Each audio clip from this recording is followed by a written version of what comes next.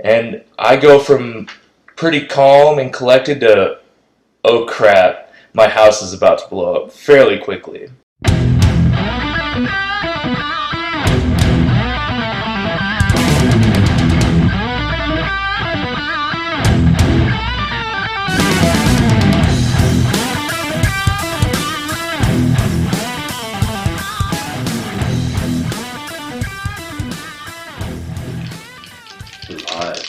We're live. We're live.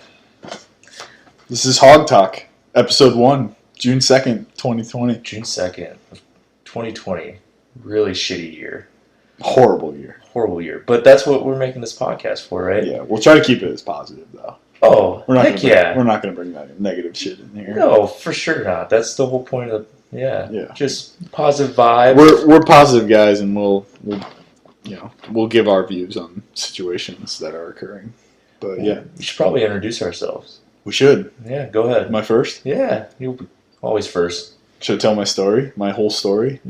I mean, or just if you introduce want, myself? you do whatever you I'm want. Brendan Klaus, a.k.a. Scooby. Yeah, he tends to overthink some stuff. We give him a lot of shit, so that'll come out here.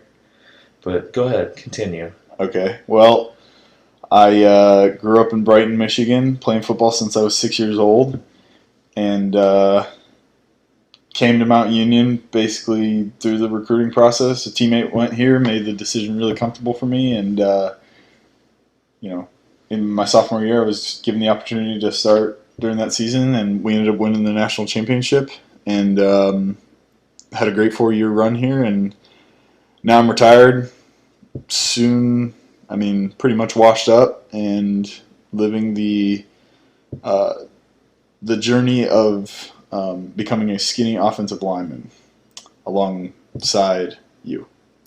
So Sick, bro. that's where I'm at right now. Attaboy, you're also a graduate student. I am. I'm pursuing a master's in education with a concentration of athletic coaching. Yeah, you're going to be helping out the football team again this year, just in a different capacity. Yep. You won't be getting ran the ring on No. by some Wilmington guy. No, I'll be teaching guys how to prevent that from happening. Matter, baby. All right, your turn. Yeah, so I'm Tavis.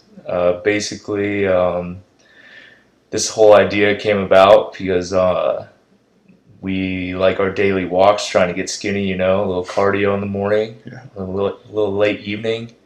And what's the most cliche thing two guys with a lot of stuff to talk about can do? And that's make a podcast.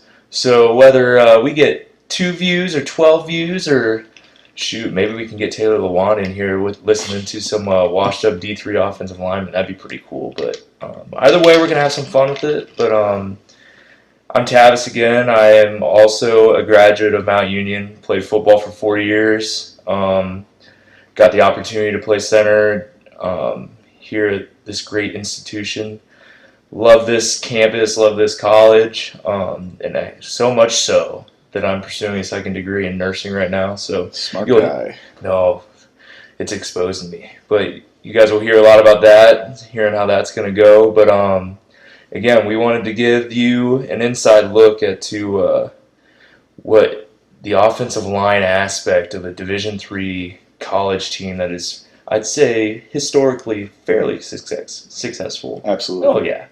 I'd say that might even be a little bit of an understatement. But yeah, we're not bad. But anyway, we're hoping you guys can take some positive out of it. There's been a lot of stuff going on. 2020 has been kind of a shit show, and Klaus and I are 2 relatively positive fellas that tend to just have a good time. So we figured we'd throw a microphone as a fly on the wall and see what sticks. Yeah. Hopefully you guys enjoy it. We'll try to make this authentic as possible, but yeah. Well, Klaus has got an agenda right in front of him. I'm just kind of... yeah, but still, Sweet, bro. Dude. Quote unquote authentic. All right, Scooby, what's your first thing on your list? What are we doing? First thing on my list? Yeah, you got it written out. There's 4 things. Attaboy. No, shut up. I just thought we should start with... Oh, you know what we should do? Fun facts. Fun fact? Like we did for UH. Oh, okay, fine. All right. Go ahead. No, you first. Oh, fun fact. Well, I'm a hedgehog dad. That's pretty sweet. I take great pride in that. Not only are you a hedgehog dad, Oh, I've got an oxalotl, but that guy's a dick. Jackson. Anyone who's met Jackson is well aware that he is not a kind oxalotl. He's got an attitude. Yeah, he sucks. Yeah, he does suck, but you know what? We love him anyway. I guess we have to. Yeah, I'm kind of responsible for him. But yeah, that's my fun fact. My fun fact would be that I tend to learn things the hard way. Oh, yeah, you do. I guess we might as well just start off with the fucking story. Oh, dude. All right, so should you tell it? No, you've been talking too much. Which one? I'll tell it. Are you saying what the story you always tell everybody about how I burned down a grill? Oh, that's a great story. Oh, gosh. You tell your version, then I'll tell my version, and then Tavis will tell his version. So, long story short, I burned down Tavis's grill. I set it on fire.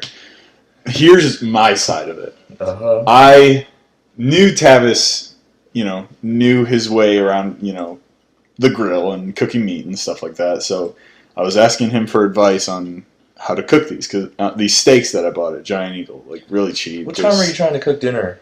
It was like 10 o'clock. Yeah, who eats dinner at 10 o'clock, Klaus? Continue. Continue. Let me tell my story. Go. It was late. I had work, okay? I was hungry.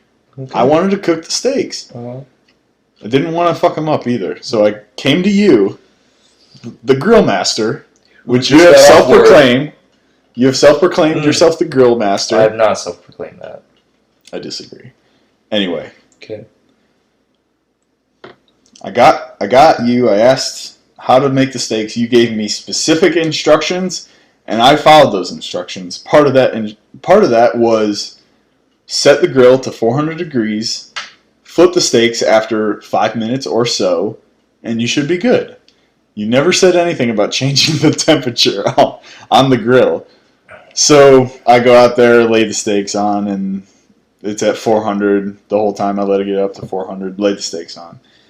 And I never switch off the oven, or the grill. So never turn it down. Basically, I burn the steaks at 400 degrees for 10 minutes.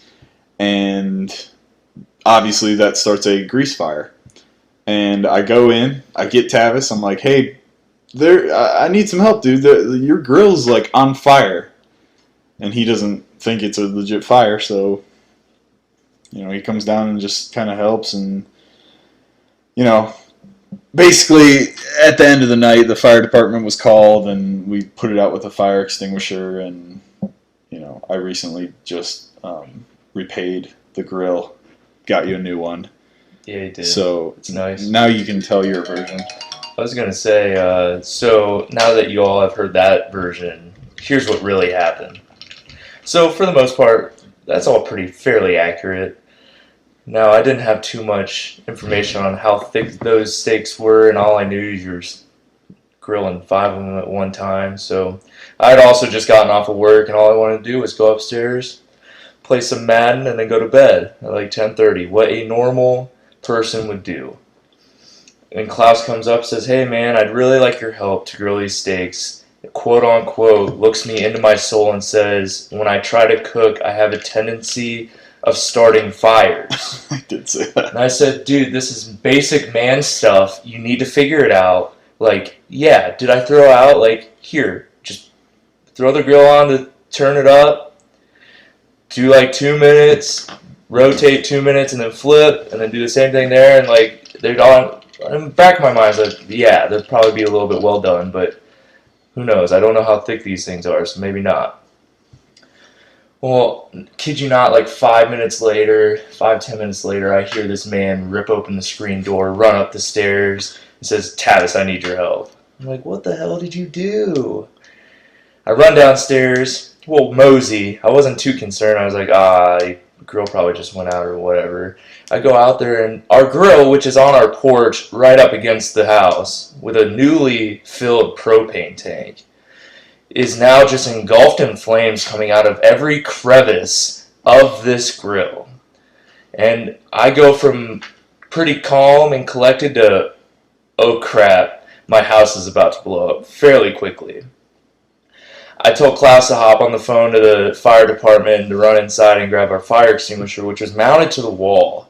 Like, the mount screwed into the wall of our house in the kitchen. There was a fire. Yeah, I'm aware there was a fire. Now, any normal person would have unlatched that mount and just brought out the fire extinguisher. Klaus thought it was better to go all in and just rip this mount with all 3 screws out of the wall, plaster, drive, whatever it was, and then hand it to me. Fire department shows up. I've gotten the fire put out. And, we live in Alliance, Ohio. I mean, I love the Dirty A. But it's definitely a place where you don't want to be the house that the neighbors are now on their porch watching as police or fire department pulls up. Because now you're just those people. Damn it. At 11:15 that night, we were those people. As the fire department rolls up, fully lit, sirens going, pulls up 2 guys that we had obviously just woken up. Had to run over. They were not happy. They were not happy. Fire's already been put out. They walk up, say, small grease fire, huh? I'm like, yeah, Klaus, you handle this. I'm going inside. They just took my name and stuff, so. But you learn how to grill that day, or how not to, which is where it comes from. You learn stuff the hard way. Yeah. Like you left out the last part. Oh, how you looked at the steaks and were like, I wonder if these are edible. That's No, that's the fat kid gene. That I had just seasoned them with fire. I said, what do you think these taste like? I didn't ask if they were edible. Obviously, they were not. There's edible. some strong discrepancy in the ending of this story, and I'm sticking to my guns. I know my truth. Oh, okay, I'm glad you're comfortable with yourself, but all listening, my story's correct. Yeah, but it's pretty demoralizing and embarrassing as a man to, not know how to grill meat. Just to admit defeat in such a dramatic way, and just to see it go downhill so fast. But you know what I did the other day? You grilled. I whipped up a mean steak. You have learned. Yes. That's learning stuff the hard way. Exactly. You learn the easy way, and I learned the hard way, so you don't have to. I'm just observant. You can get it a lot of places in life by just paying attention and being observant. Hey, probably shouldn't do that. Just watch me and learn from my mistakes. But I guess that leads into my next question. You're a grill master, and we're both O-linemen. We enjoy food. Yeah. What's your favorite food? My favorite food? Yes. Oh, that's What's your meal? That's cliche. All right, my meal whole works. You want me to go through it? I want the whole meal. The whole works. Meal? Let's go. All right. So I'm a big Caesar salad guy now. So if I'm going out to a restaurant or if I'm cooking it, whipping it up in the kitchen, I'd like to say I've come a long way. And I know Caesar salad doesn't sound too strong, but I'm talking about full course meal. I'm starting off with a Caesar salad, a little ranch, some croutons, get the belly rolling. And then I'm expecting or rearing for a New York strip seasoned with only salt and pepper. S&P. S&P, the only one for me. Big Letterkenny fans, if you watch that show. Don't watch around your parents, but anyway. It's fine. Continue. Salt and pepper only. Grilled. Medium rare. You're going to come beside that with some nice brown rice. And then a starch, like some mashed potatoes.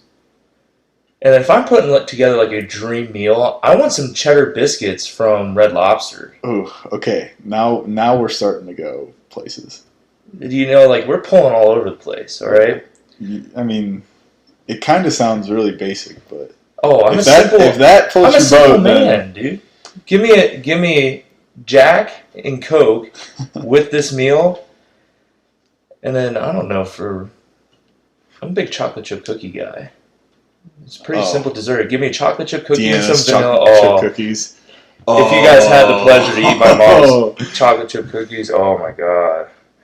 You give me a scoop or two of vanilla ice cream and a couple of those cookies, I'm liable to be out for the next 8 hours. That's my food. That's your dream meal? Yeah, dude. Oh gosh. I'm trying to think of mine. There's just so many good options. Yeah, I've always been a classic American breakfast dude. Oh, And I do if like breakfast. if I had to make it like a last meal, like a dream meal kind of thing, Like you're about to be sitting in Sparky, yeah, electric chair, I'm throwing some good ass steak in that breakfast. steak and eggs. Steak and eggs Okay. with the whole works. I'm talking bacon, home fries, like pancakes, chocolate chip pancakes with syrup, bacon that.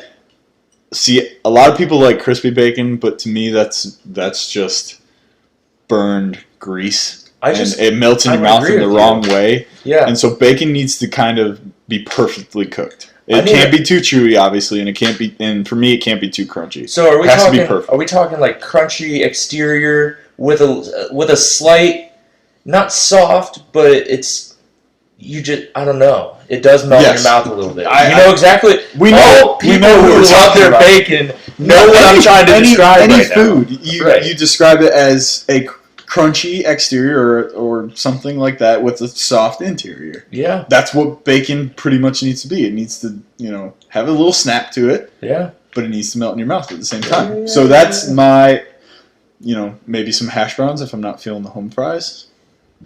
Steak and eggs. Yeah. Scrambled eggs. Just straight up, maybe some white toast in there with butter on both sides. Gotta butter both You're sides. leaving out biscuits and gravy. I am. It's a little too heavy for me. Oh, Yes. wow. Yes. I was surprised when you really? said Caesar salad. Caesar, But at the same I've time, become a well-balanced. Yeah, now you have. Yeah, For those of you who nutritional don't know, my friend sitting next to me has lost a tremendous amount of weight. How much weight have you lost at this point? This time last year I was like 290. 290. So I'm like, now you're 220. 70 pounds. yeah, we're getting there, almost there. We're trying to make the slightly unattainable goal of 100 pounds. I think I want to lose. We'll see. I don't think you can do it just because of your stature. Well, I would agree, but goals are meant to be slightly unattainable. You push for You're what's absolutely best, right. Yeah, You're absolutely right. It's like, why'd you come to Mount Union?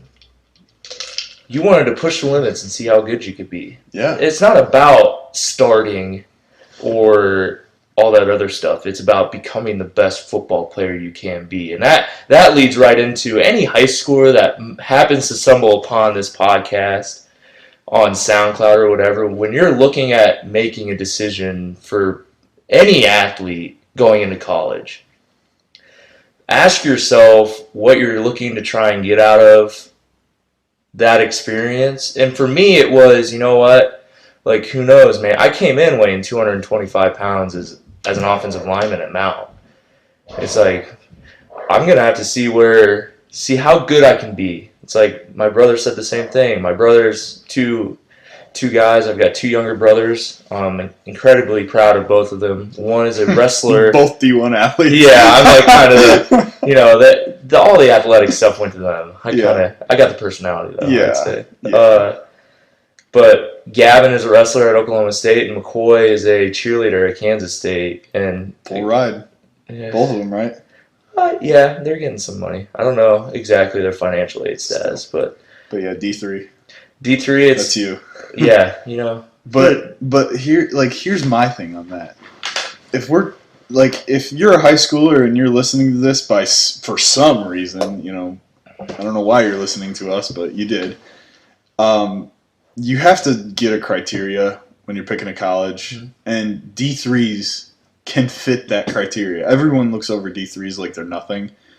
I mean, we have more national championships than most schools. We have more rings than most schools win games. We're on TV more often than some MAC schools, like in the playoffs. For sure. So you gotta, and that for me fit the criteria for myself. So it was an easy decision when I finally came here. I wanted somewhere with good football, good academics, and somewhere where I felt comfortable, and that was Mount Union. But I think the X factor, and I would totally agree with you on all those topics, but the X factor for Mount Union, and something that's really important to consider, is it's not enough just to be technically good at football. It's got to be a culture that you have to love feel. You have to love, yes, any you have sport. to love it because it's gonna suck, especially at Mount Union. It's gonna suck at times. And you'll hear some more about my story and Klaus's story. And Tell your story. It's not. All right. So tell your story. And this will all tie into how you've got to really love the sport you come and play in college. It's got to be your life, and you got to ask yourself what you want to get out of it, because you get out exactly what you put into it.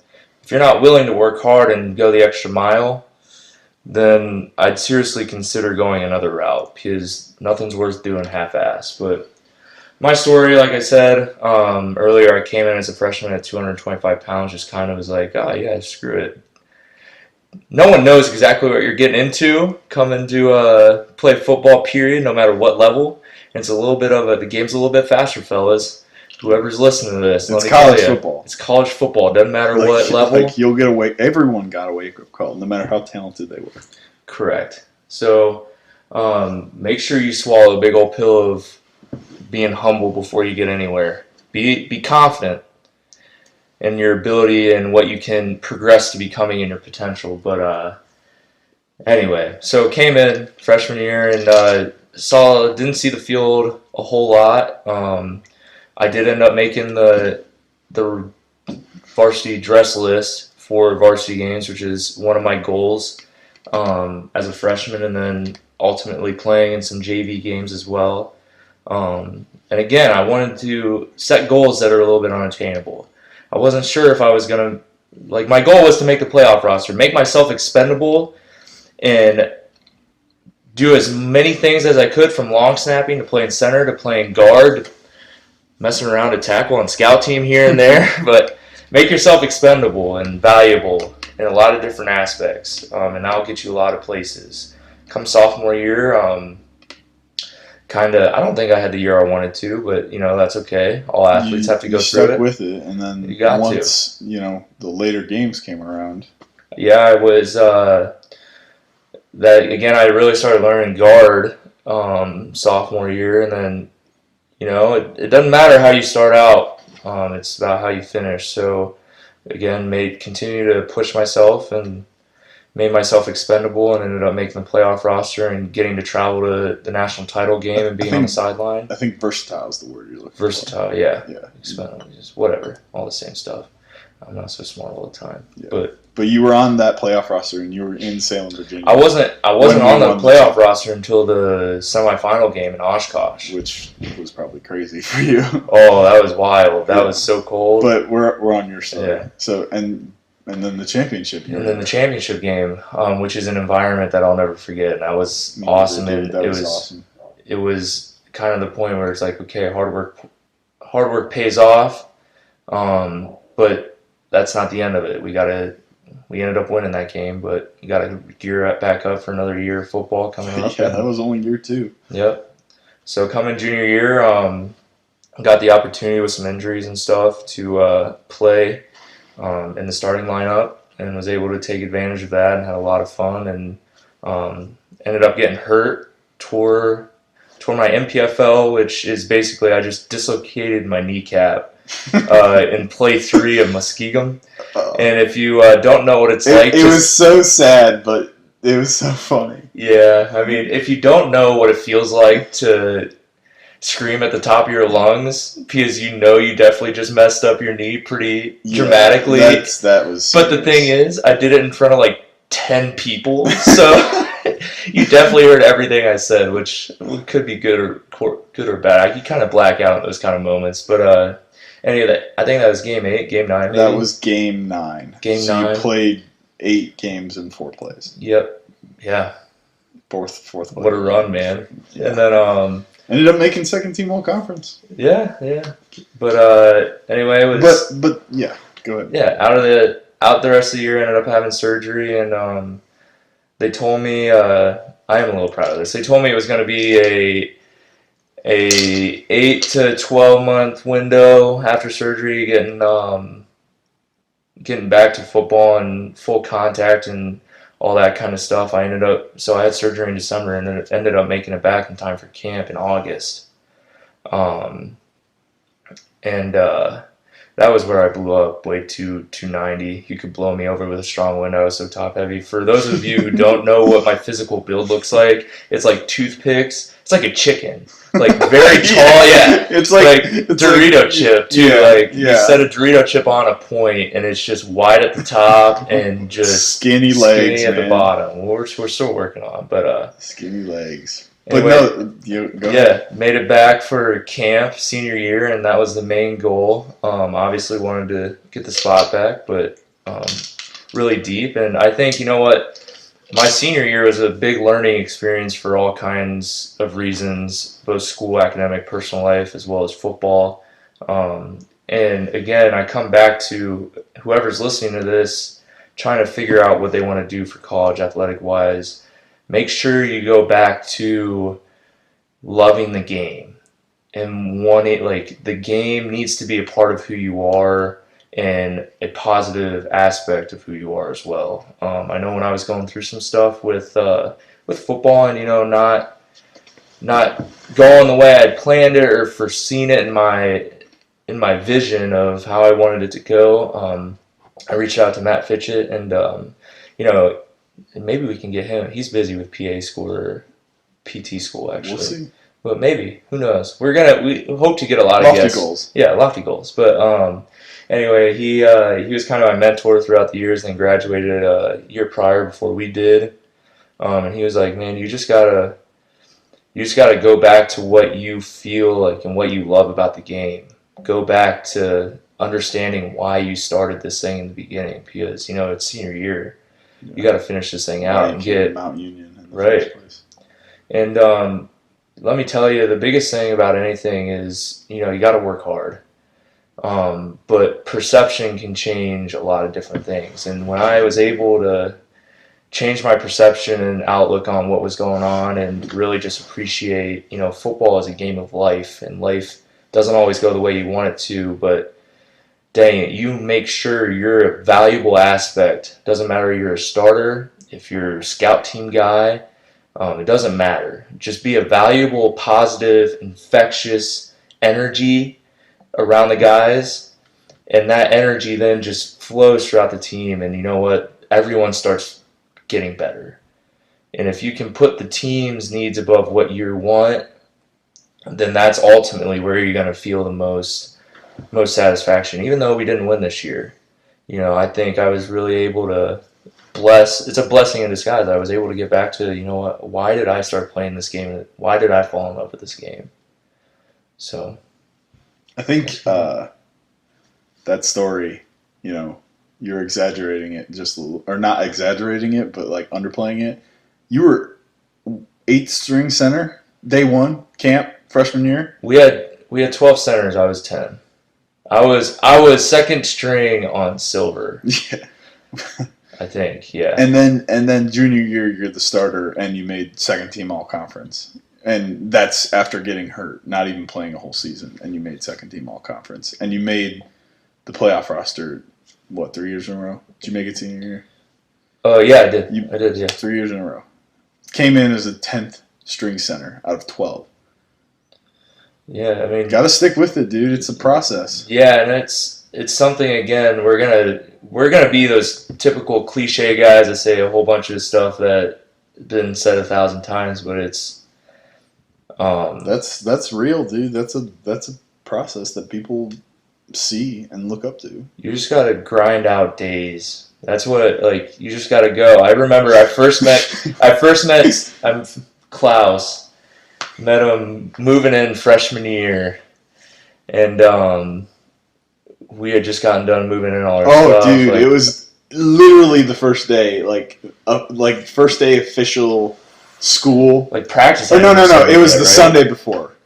It was the Sunday before. So like Monday we started school. Sunday we moved in. So we gotten through camp, right? Yeah. Yeah. No, we hadn't gotten through camp. We hadn't. We had just arrived for camp. Okay, yeah. Monday was day one, picture day, or not picture day, but like physical day and all that. Yeah, fill out all the paperwork. And I remember seeing Tavis in the parking lot, and we were like helping, and it was you and Joe and Bergia. Mm-hmm. And I remember meeting you guys out on the Bergia. Yeah, And I remember meeting you guys out there for some reason, and you were like, "Do you guys want to go lift?" I'm like, "What?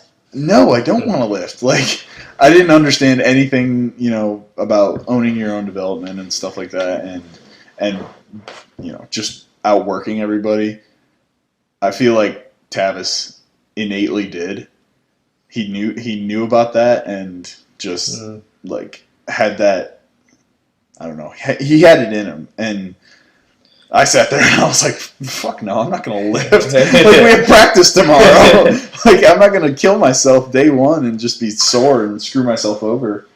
So yeah, and it ended up, I ended up surrounding myself with him because I knew that he could make me better. And if you ask anyone on the team who played with him, he definitely pushed guys, and like. It was, you were going hard, and you were working so hard that to the point where it would piss off guys. Oh, you have to. You have to. I was that guy. When you got the attention of Danny Robinson and Chuck Deere. Oh yeah. The starting linebackers. That's when like this guy like fucking outworks everybody, and it's awesome. And I think Klaus. And it's the reason why I surround Klaus. Like, don't let him fool you. He works his ass off as well, and obviously dedicated to his craft. I mean, your first team All OAC this year as well, right? I was. Yeah, and then were you second team last year? I was. 2 years ago? My sophomore year I was second team, and then junior and senior year I was first team. Yeah, so damn good football player here sitting next to me. So, just a general tip in life, which again, pretty simple, but surround yourself with people that are going to push you. Like, I could tell if I'm going to have a bad day out of practice, Klaus is going to look at me and he's like, "Dude, pick it up. Like, stop being a bitch." Dude, I can't tell you how many times Tavis has pissed me off during a workout. You remember you whistling at me? Yeah, you were dragging ass, buddy. I was trying to get stuff done. And you whistled at me like a dog, and it pissed me off. Stop. It still hits a nerve for me. I fucking hate it. But I ended up benching more than you that day. Yeah, you did. It pissed me off in a good way. It made me better. Yeah, better. Made me better. But, no, that's just my story, and yeah. I don't know, just gotta... Klaus knows I've been on a big Seth Feroce podcast kick, and, he just says a lot of facts, and it's, He's badass. If you're not striving to be the best you possibly can at anything you set your hands on, then something's wrong. Like, if you're going into workout, be the hardest working guy in there, and just be the best football player you can be. Even this podcast, like, I knew, I thought we were just fucking around and just, like, saying we're going to start a podcast, like, we have great conversations, blah, blah, blah, but it's like, you literally bought the microphone. And I was like, dude, you're actually going all in on this. If you don't, especially over the last year, it's been like, man, not that I didn't keep my word before, but it wasn't as consistent as I wanted to. But it's a big pride for me, especially now. It's like, if I say I'm going to do something, damn it, I'm going to do it. Like, so we said, and we've been talking about this for a while, we said, we're going to do a podcast. It doesn't matter if we've got 2 viewers, 1 viewer, and up and... We're going to do it. We're going to do it. For anything, it's for us to look back on and say, hey, look at those 2 idiots speaking to no mic. But, we'll just talk about if you don't have your word, then, like, what do you have? If you can't keep a promise to yourself, think about that. If you can't keep a promise to yourself, then who can you keep a promise to? No one, in my opinion. So it's why I told myself I was going to lose weight, and I did. I'm not there yet. But I think it should be called like a law or something. Like, they need to teach this in science class. I don't know, maybe the Joe Thomas law or the O-Lyman law. Oh yeah, I know where you're going with this. When linemen, D linemen and O linemen alike, when they retire or stop playing the game of football, they get skinnier. The vast majority it is get skinnier. 95% of guys get skinnier. Case in point, you know, Joe Thomas, Marshall Yanda, all these guys get super skinny after playing offensive line and defensive line for so many years. Because it's hard to keep the weight on, dude. And it's harder to gain weight than it is to lose weight. It's painful, man. Dude, the amount of food that you have to eat, and like we love food, and that's it's easier. But dude, when you're actually trying to like gain that weight, I never was hungry from the start of freshman year camp until probably spring semester of senior year. Like I was not actually like hungry to eat. Like it was just kind of like I'm eating as a hobby. I'm eating because it's my job. Yeah, this is like I'm clocking in, clocking out. Like we have to handle 300-pound men and move them from point A to point B, on the daily, pretty much. On the daily. We had to big dude. You had to move Pastor. I had to move skinnier guys, but I still had to move, Macomb with his leg arms. Yeah. Maybe see if we get him to call. Oh, dude, we could get so many guys. A whole bunch of alums. So I have a football in my room that was a birthday present from the 2017 championship. Yeah. And it's one of the ones you sign. So you actually need to go sign it after this. But I think the goal is to get every member from that team to sign it. So like it'll be like a journey. We can go travel places. That'd be pretty cool. Bring the microphone, like road trip. Bring the microphone, yeah. Go like to Indianapolis and get Ruth. Like go to wherever. He's in Florida now. Oh, he is? Yeah. Go to wherever Jay Hill and D'Angelo are in their careers at whatever point. We actually go do that. Those fellas are getting picked up. Yeah. Those guys were a pleasure to play with. They were talented for sure. Hopefully they get their shot. Like I'm rooting for both of those guys. And that's where don't ever discredit a D3 factory here. Oh, we may be D3, we run that program like it's D1. Yeah. We just don't we're trying to win. Like it's college football. So anyway, we're trying to win. My next question that I had for you was, what does it mean to play offensive line, or like what is offensive line? Let's tell the folks what it's like to be an offensive lineman. Offensive lineman, I think you're inherently the most liked position group on the team. Obviously, that's a given. Let's talk about let's talk about the stuff that people don't know. And they're obviously the sexiest guys on the team. Oh yeah, dad bods for days, and maybe a little bit more extreme. But what's it like? What's it mean to be an offensive lineman? What's offensive line? What is it? Offensive line is one unit just working together. It's got to be flawless communication, and it's got to be, you got to have thick skin, man, because you're going to catch some shit from everybody just because, I don't want to say you low-key hate your life, because I love playing every second of offensive line, but it's like, damn, when you walk out there and your knees hurt, and you just understand that it's going to be a hot one. Yeah. And it's going to be a hot one today. You look across and you see it in each other's eyes with the defensive line, especially in practice. Yeah. It's like, hey, fellas, this one's going to be a rough one today, huh? Yeah. It's a grind. And you gotta have to go hard because you'll get bitched out by the coaches and stuff. And you want to get better, which we did. We beat the heat, Yeah, it's always offensive line is a big. I think it's an equilibrium between hardworking dudes that can get serious from between the whistles and then immediately flip the switch. The nicest guys on the team. Yeah, and just be BSing it with each other and all that other stuff. It's brotherhood. Yeah. For me, I almost tweeted this. It was pretty funny. O-linemen are like a hot dog, and beer is the bun that holds us all together. That is true. We can of drinking age, of course. Yes, of drinking age. I might be drinking right now. But.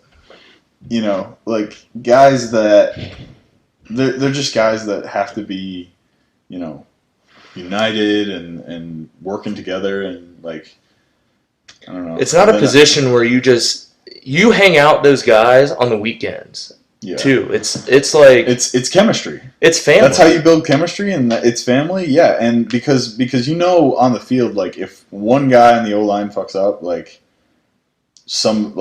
pretty much everyone's define screw up. What is a play that stands out to you that? God. Okay. Yeah, you know I have to bring this story up. All right. Do you want me to tell it? Yes, I do. Oh yeah. So speaking of Learning the hard way. Yeah, trusting the guy next to you to do the job correctly and have your back. What I want you guys to think for a second. What's the first play that you guys install in any football team? It's zone. Inside zone. Inside zone. It's block literally right, block left. It's easy. So again, this is probably this would have been the week right before Muskegon, right? So this it'd be week 8. Week 7, week 6. Yeah. Ohio Northern. Yeah, Ohio Northern. We're playing Ohio Northern down there in Ada. And it's kind of a rainy, crappy game, but whatever. We're Hogs. We love it in the trough. So it's second drive. It's like second play, and we get our zone right call, which for the sakes of confidentiality, I'm not going to. I mean, it's block right. It's block right. It's easy. And it's like day one shit. So we get set. Everyone gets the call. I snap the ball. I take one step, and next thing I know, I'm on my back. Stars in my eyes as an angry Klaus is now John Cena standing over me, shouting, "What the hell are you doing? You messed that up. This is day one stuff. You got to figure it out. Pick your stuff up." And he's obviously still high off the adrenaline from the start of the game. And I'm just dazed and confused trying to figure out how I went from standing upright at one point to flat on my back at another. You're top heavy. Yeah. And anyway, he's like, "Just get up. We're going to move on to the next play. Whatever." And so we get off the field, and I look at him and I was like, "Dude, you know that was zone right? He's like, "No, that was definitely zone left, 100%. I'm like, "Dude, no, it wasn't. Like, you messed up there. Like, I'm sorry, you're wrong." He's like fighting me on it still. We get over the bench. It's our post-drive meeting with the O-line coach. I think it was Miller at that point, right? It was Coach Miller. Coach Miller. And how we typically sit is in our position. So I've got, was it Steve on the right? Steve, you, me, then Johnny, and then Sean Sherm. And I turn and look at Steve all the way at the end of the bench. I say, "Hey, Steve, what was that second play?" He's like, "Zone right." And I said, "Oh, interesting. Klaus, don't speak." I say, "Second play, zone right." I look at Johnny Todd, Junkyard. I was like, "Hey, hey, Johnny, what was that second play there?" He's like, "Oh, it was zone right." I was like, "Oh, interesting. Hey, Sean, what was the second play of that drive there?" He's like, "Oh, zone right." And Klaus is just looking at me, dead stare, like I'm totally incorrect. I just look and I was like, "We'll see it in film the next day. Don't worry about it right now." So we move on, play the rest of the game, and we always watch film Sunday mornings, day after. And I'm just waiting on this moment the whole day. The rest of that day on Saturday, the rest of the night, and then walking in, I've just got the biggest grin because I've, of course, watched the film on the way home on the bus ride just to prove, obviously, have to. So we walk into film. Klaus and I always sit up in the front row. I prop my feet up on the desk, all comfortable. He's staring at me the whole time, just waiting for the play to happen. It's like you get the. It's like the best feeling when you know a play's coming up. Like you've watched film, you know you did well on this play. It's the best feeling because it's like a great play to watch. But and it's equally negative I think it's when worse. It's a bad play. It's worse. It's the anticipation that kills you. Yes. It's like, damn, I really messed this play up. Like, let's see what happens here. That was me. We get to the play, of course, zone right. As 10 men on that field run zone right, there's one man running zone left. And that man happens to be Klaus. And I took the blunt force of that mistake and then saw him on film stand. I put you on your ass. Yeah, it was not a soft hit whatsoever. Like, I would have hated to be a defensive lineman. You were also top heavy. Correct. So easy, like a bowling pin. But, I look at Klaus. He looks back over his shoulder as I'm sitting next to him, and no words were exchanged. It was Just looks. just a look of, yeah, I messed up there, huh, Tav? I said, yeah. Then we went on about our way. But did I ever make that mistake ever again? No, but that's the one Because time I had a learned the hard direct. way. Yeah.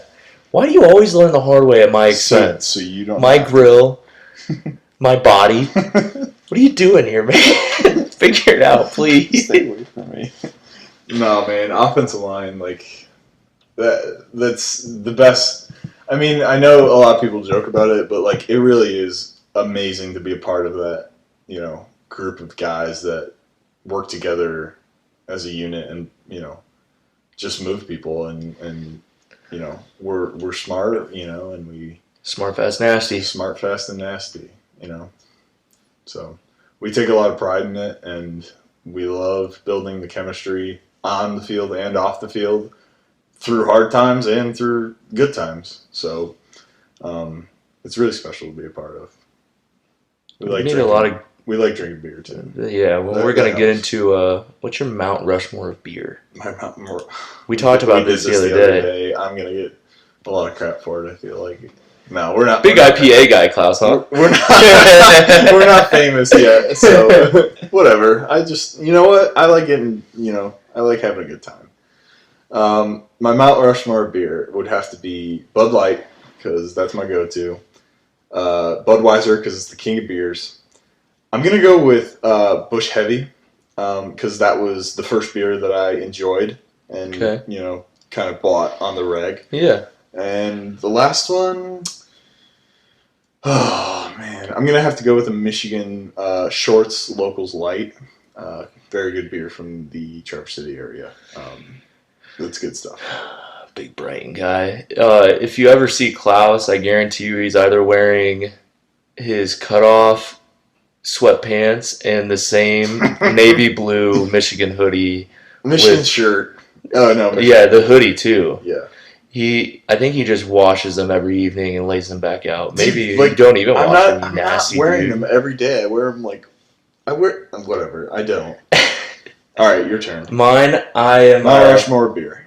Mount Rushmore beer. I'm a Budweiser, king of beers as always. Okay, we agree. Big Bud Light as well. We agree. Now here's where it gets a little crazy. I'm a big Pabst guy. Nah. Love some Pabst. And There's gonna be, I'm sure a lot of linemen that we'll have on here will agree with you. Yeah, Pabst. And then the one from left field here. Shout out to Bill Hutchins, Landshark. I do love Landshark. Shout out Bill Hutchins. Shout out Bill Hutchins. Big hooch, representing New Jersey. So big and strong, man. So big and strong. Yeah. What else you got for us? Is that it? No, I got one more. All right. What is it? All right. So I just thought of this one. I want your top 3 worst exercises or workouts that you've ever been a part of. Okay, burpees. Burpees is top one 3. exercise, yeah. Did you do those today? Huh? Did you do them today? I did one set. Oh, I was so tired. Slacker. You didn't even do one. I had work. Uh-huh. I had an excuse. Whatever. You know what? So I don't want to get into this right now. Burpees is 1. All right, go ahead. 2. Paint in the field. 100-yard paint in the field. And for those of you who don't know, you don't want to know. You don't ever want to feel that. We self-police the football team, and it's called reminders. It's holding each other accountable, and sometimes discipline such as extra conditioning is required, necessary. Yeah. Paint in the field is when you basically drag your hand across the yard lines from sideline to sideline, snaking around the field every 5 yards for however many amount of yards the I guess the punisher is requiring, and it just sucks. It's just pain. It is, and it seems so simple, but like bending over and painting the field is, and it's always after practice. Hell. It's hell. Always after practice. Hurts your back, hurts your knees, hurts mentally, hurts your mind. hurts your spirit. Everything. It just like shoots your dignity in the foot. It's horrible. So I've got burpees. Burpees, painting the field. Painting the field. One more. Do you remember that Friday finisher we had right before In the spring dirt? break? In the mud? In the Or mud. in the rain? In the rain. It was muddy. How could I know? How could I forget? Was that our sophomore year? How could I forget? That was right after... No, that was... It was right before spring break. Spring break of we were 2017. Yes, we were leaving like for March spring break. It was March of 2017, right before... Yeah. Yeah. That was awful. That was horrible. That would be one of mine. Yeah? So, yeah, can we So just you go got right that? into Yeah, mine? go. That workout, okay, I will give some context. So that was basically, we took all the plates from the weight room, the rubber plates, and we took them outside on at the time it was grass fields, and it was raining that day. So it was just muddy as all, could be. And it was right before spring break, so we knew we were going to get hammered with a really hard workout. So that I don't know why they do that, but they just do. So we took the plates and we did a curl row tricep extension circuit, and then touch the fence and come back. And that was one. Which the fence is 100 yards at least away. At least. Yeah, and it was crab walk. With a partner, wheelbarrow, farmer's carry, Jayhawks, and then go into a pyramid with sprints and curls and lunges. Plates. We had lunges with the plate overhead. It was basically throw anything you can think of that sucks and do that. But man, I felt so good afterwards. Oh my god! So tired, but I felt so good. And crashed. And I had Tristan Roberts as my partner, and it was whatever. He was not cut out for college. He's a big dude to have to carry around. I got stuck with him, and Kappas was yelling at him the whole time. Oh, I do remember that. He was he was just yelling at him the whole time because he was slacking. And he was affecting. I thought it was going to affect the entire team, and I was getting pissed. Again, it was just hold the team as a whole to a standard. Yeah. So it was hell. No, so it'd be that workout out in the rain, and the plates were destroyed. The plates were all muddy and but thank God they were the roughed up plates, the iron plates that we had, not the nice rubber ones that we have in the going. Second one has to be the D3 bear crawls. I'm the warm-ups? Monday morning, 6 a.m., and you are told by Marty T to do bear crawls. Oh, that's I do a hate terrible those. feeling. I do hate those. They're hopped up on, pre-workout and coffee and caffeine. That sounds like And they come in, and we're all sitting there at 6 a.m., half dead, and they go, all right, bear crawls, here we go! And we're all just These aren't just regular bear crawls either. No, they're not the bear crawls that they're not your traditional bear crawls. They're bear crawls where you have to, bend your knees at 90 degrees and flex your core and activate your core. And it was good for you as far as a physiological standpoint. It definitely got you going and engaged your core. Those were the last. Those were horrible. Hated those. So then 3. My third, I would say the O-line workout, but now I've grown to love it. Now I've grown to love it. I don't really know any other ones. I mean, obviously I hate running, but my freshman year, the first time you do that workout, the O-line workout, it was what?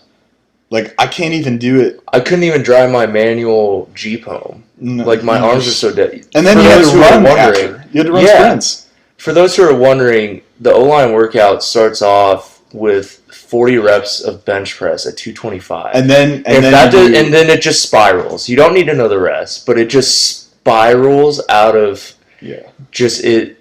If 40 reps at 225 just doesn't say enough for you, then I did. I think my best was 12 reps at 225 my senior year of high school, during the summer.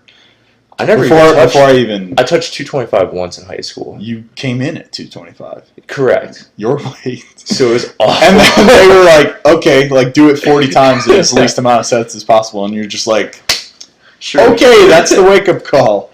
So that freshman year, but now, you can get it done in 2 to 3 sets. Yeah. and then do the rest of the workout, and you feel a good pump, and it's a good workout. And so I've grown to love it. For sure. Well, there you go. I would agree with you on those. I think that's good enough for today. I think we're right about 55 minutes right here. I think that's a good Really? start. Yeah, look how easy it is to talk. Yeah. Look at that. So Hopefully people listen for the whole 55 minutes. If Yeah, you made it to I this think- point, I don't know. Thank you. Chris Golian might be out there still. oh, dude. I bet he's still out Chris Golian could give us some good content. there. Oh yeah. Again, we'll we're get gonna we'll get a lot of good characters. Yeah, on here. for the 5 We'll try. people out here listening, we're gonna be like, Hi, Mom. yeah, hi mom, hi dad. Hi, Deanna. Please send us cookies. Yeah, I was gonna. You got the address though, right? Yeah. But, no, we're just gonna continue to have a good time with it, and We we need gotta some- set up a We need some outro Twitter music. page, huh? Right, you want to? No, we'll edit that in. Don't add it on the phone. That's janky as heck. Okay. That's like typical dirty A stuff. Okay, We're we'll gonna be- make a high quality We're product going here. all in. Yeah, we are. All right. But This is Hog Talk. yeah.